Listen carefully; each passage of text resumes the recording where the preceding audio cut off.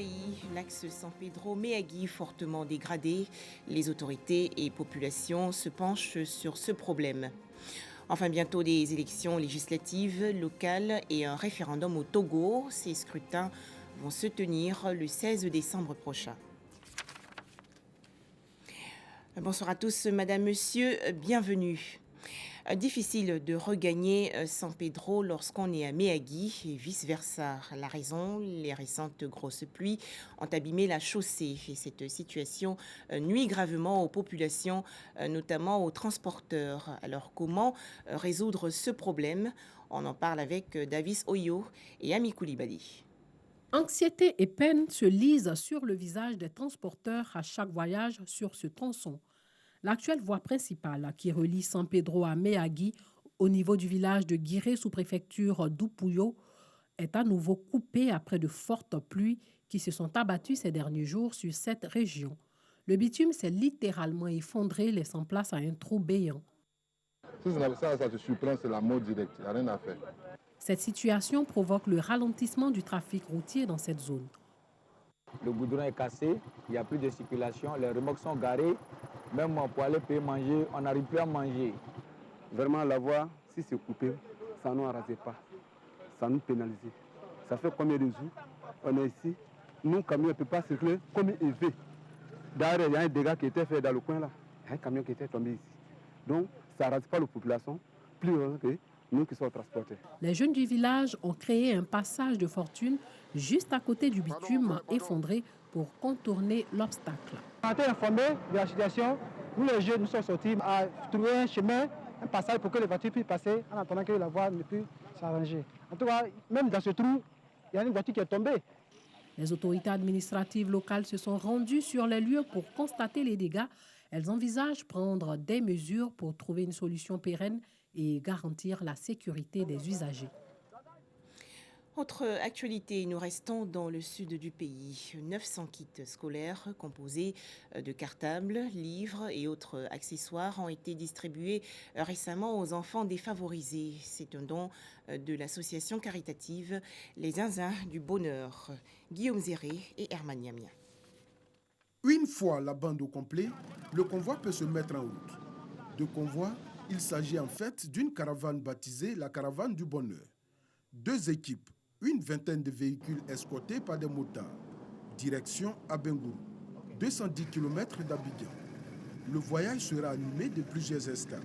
Comme nous sommes sur deux axes, donc une équipe va rester sur place pour faire l'axe 1 qui sera constitué de Azagué, Agou et Yakasémé et d'autres localités. Et l'axe 2, une autre équipe va se charger de couvrir l'axe 2, histoire d'être un peu plus efficace et arriver, on va dire, à Bangourou, qui est la zone finale. Moins d'une heure plus tard, Yakasémé, notre première escale. Dans ce gros village acquier du département d'Azopé, c'est le début de la énième action citoyenne des Zinzins du Bonheur. Nous sommes passés à Yakasémé pour donner 90 kits scolaires qui comportent un sac d'école, des tenues, des kakis pour les hommes et puis des carreaux pour les filles. Dans le même kit, il y a des cahiers, une trousse, des bics. Jusqu'à Bengourou, ce sont plus de 900 kits scolaires qui sont distribués dans une dizaine de localités. Visiblement, le geste est un coup de pouce pour plusieurs familles modestes du milieu rural. En témoignent les explications du responsable du comité de gestion des établissements scolaires du groupe scolaire de Yadio, village de la sous-préfecture d'Akoupé. Dans le milieu rural, nous avons tous les problèmes. Pratiquement à l'heure là, on n'a pas de solde. Il faut attendre le prix du produit. Si on n'a pas de le produit, tu ne peux pas avoir des moyens. Or, peut-être que tu as le produit qui est déjà là. Donc nous avons des difficultés, d'énormes difficultés même pour faire la rentrée scolaire. Quand on voit un enfant qui vient à l'école et on lui donne de ces genres de cadeaux, il est très content. Et aussi les parents, ceux qui n'ont pas les moyens que les enfants ont ça, ils peuvent avoir, déjà ils ont leur tenue, ça les facilite. Ils ont un sac encore, très bien pour eux. Des heureux, les Zinzins du Bonheur en ont fait. Eux qui, depuis 6 années maintenant, ont fait de l'aide aux enfants et personnes en détresse leur credo. Nous avons décidé de nous mettre au service de la population, mais la population la plus faible, c'est-à-dire les enfants, parce que nous agissons sur l'enfance de 4 ans à 14 ans. Donc c'est ça notre leitmotiv.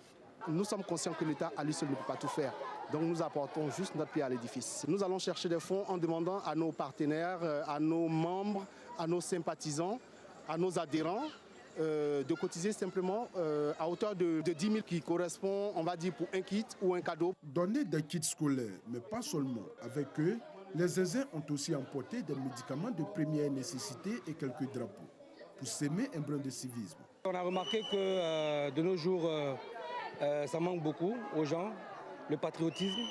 Déjà depuis le bas âge, s'ils arrivent à respecter le drapeau, je pense que ça peut aller. À voir la forte délégation qui anime tout enthousiaste cette caravane, on est bien tenté de se poser la question de savoir qui sont ces hommes et ces femmes heureux de donner du bonheur. Au sein des Zinzins du bonheur, on retrouve un peu toutes les couches. Toutes les couches, ça part du PDG, du médecin, de l'étudiant, de l'élève, des sans-emploi. Nous en avons aussi au sein de notre organisation, des sans-emploi. Donc toutes les couches, on va dire, mais qui partagent, on va dire, le même objectif, aider notre prochain. Environ 500 membres permanents, 20 000 sympathisants et une aventure qui dure depuis plus de 6 années.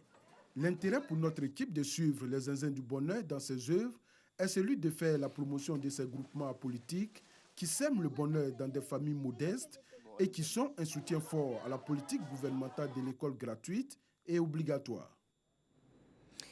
Les émissions diffusées sur Fréquence 2 sont désormais filmées. Il s'agit d'avoir de l'audience supplémentaire. À noter que cette station de radio du groupe RTI a également fait sa rentrée le 17 septembre dernier. Le point avec Christiane Kogui et Dangui Dangui. La radio filmée, une véritable révolution dans le secteur. Fréquence 2 a intégré le cercle encore réduit de radios qui ont fait ce bond qualitatif.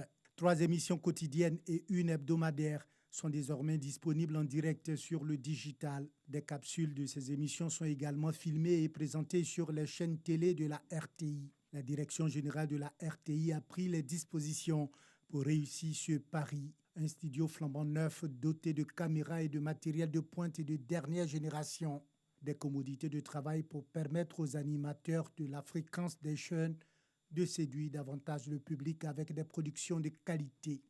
Comme c'est le cas ici à l'émission Place Publique, animée par Guy Michel Ablé, qui effectuait pour la circonstance sa rentrée des classes.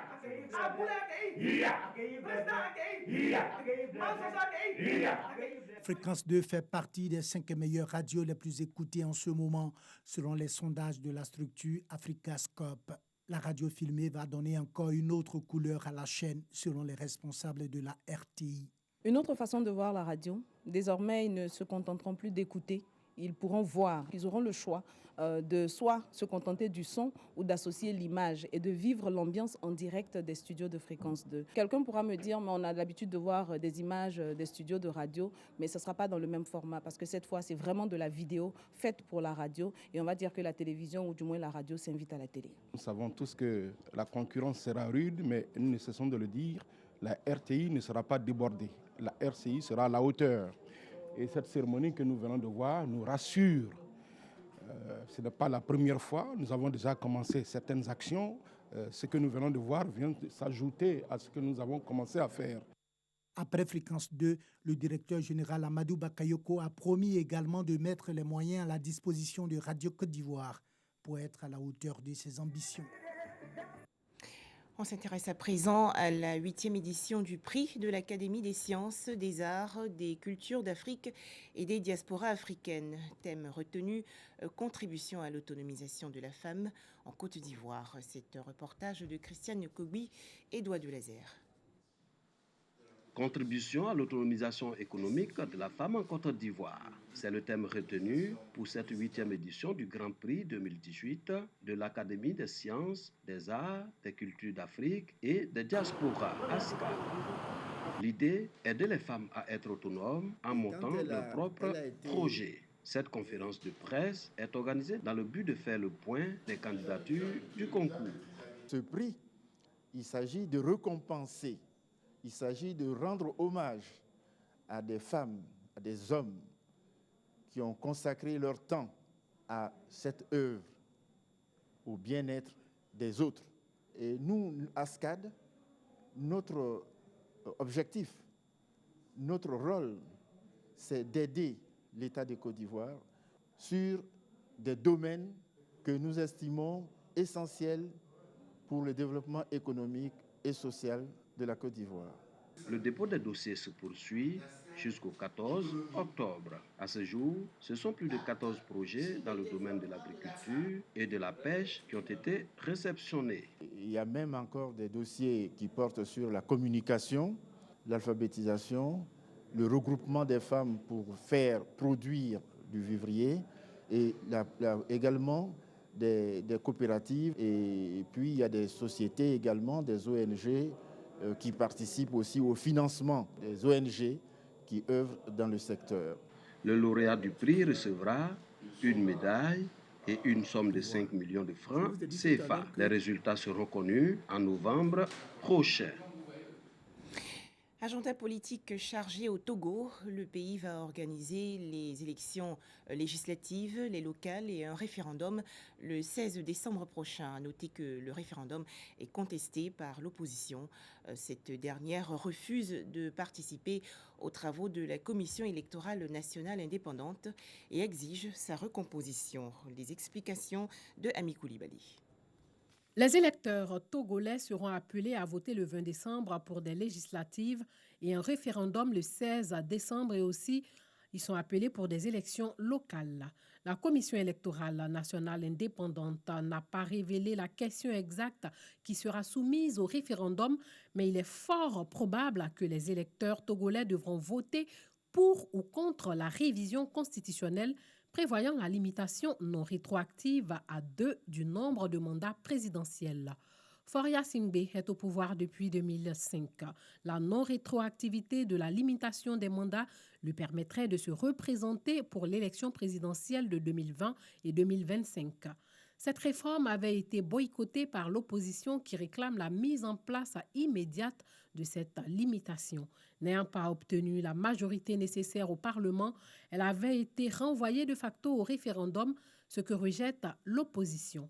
La coalition de 14 partis d'opposition qui avait organisé des marches de protestation dans les grandes villes du pays pour demander la démission du président Faure Singbe avait refusé la tenue des législatives avant la fin de l'année, craignant des fraudes dans le contexte de crise actuelle. Elle a finalement accepté d'y participer, mais à condition qu'un chronogramme sérieux soit élaboré. Nouvelle date des élections, date du recensement électoral, travail sur le fichier électoral, date du démarrage de la campagne électorale et que la CENI soit complètement recomposée. L'opposition parlementaire a même refusé d'envoyer ses 4 représentants au sein de la CENI chargés d'organiser et de superviser les élections, réclamant un meilleur équilibre des forces politiques en présence. La CENI a toutefois commencé ses travaux sans que l'opposition n'y soit représentée.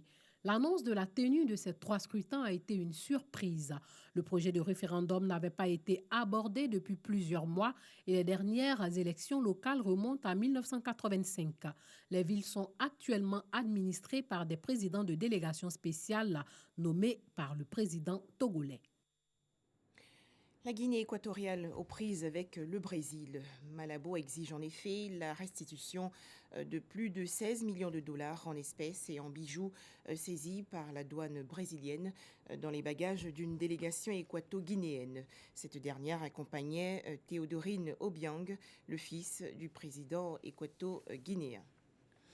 En France, l'audition de Alexandre Benalla devant les sénateurs. L'ex-collaborateur du président Emmanuel Macron est accusé d'avoir violenté des personnes et s'être arrogé des droits excessifs lors d'une manifestation le 1er mai dernier à Paris, la capitale.